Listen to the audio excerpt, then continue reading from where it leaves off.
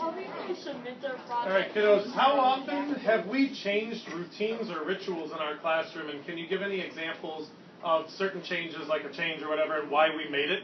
So they're probably minor changes, but think about how at the beginning of the year we might have done it one way, and then we adapted it to work for us throughout the year. What change did we make, and how did we do that change? And why did we do it? So some classes are better at other things, but our class we kind of struggled with behaving with the subs. So sometimes we would actually make a change that said the sub would be in charge of rhythmical instead of us because we would be really loud.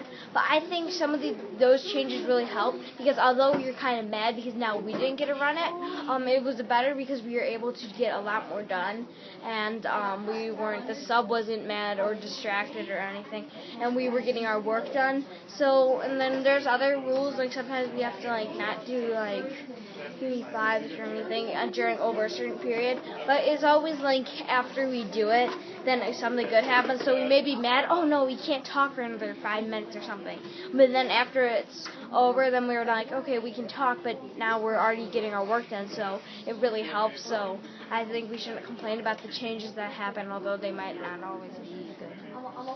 Yeah, so going along with what he said, most of the changes that we do, they're because something bad has happened from what we're doing beforehand. So before, at the start, recap, we would just get right into recap, but now we say the goal because we feel that so many people don't really follow the goal, even though we say it in the morning, hey, do your jobs, but also do the goal, or whatever.